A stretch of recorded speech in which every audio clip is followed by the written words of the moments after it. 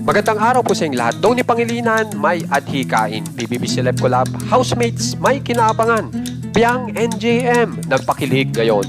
Alamin po natin lahat yan dito sa ating video. Bali po, napakaganda pong balita at nakitaan po ng madlang people si Donnie Pangilinan ng pagiging makabayan dahil sa post na ito kung saan ay sinasabi niya, "The ship has begun. The Filipinos are awake.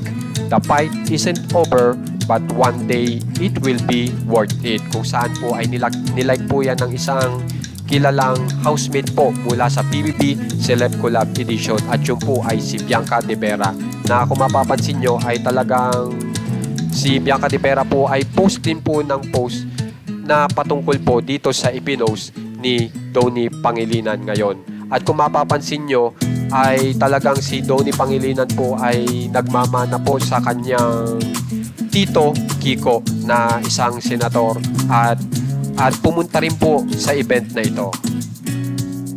Samantala po, napakagandang balita po mula sa PBB Celeb Collab Edition dahil isang housemate po ay nagkaroon po ng award ngayon. At ito po ay si Dustin Yu na nagka-award po siya mula sa 3rd Gawad Dangal Filipino Awards na ang sinasabi dito ay Most Popular Leading Man First Runner-Up.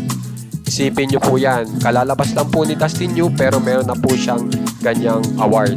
At pagdating naman po kay Piang NJM ay talagang kinakiligan po ng mga fans nila dahil po ito po yung first kissing scene ng dalawa na mula sa kanilang pelikulang Ghosty.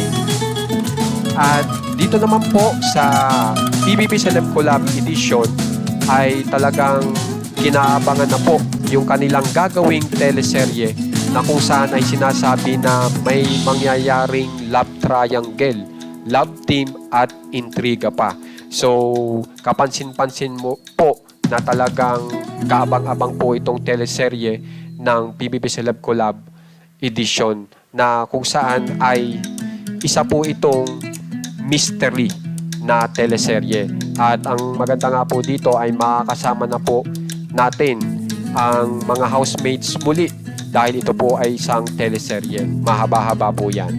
Kaya naman po, kung gusto nyo pong ma-update sa mga famous celebs ng Pinas, subscribe na po kayo sa ating channel na Juan Katawa. Maraming salamat po sa nanonood hanggang dulo sa mga nagsasubscribe at nag-share.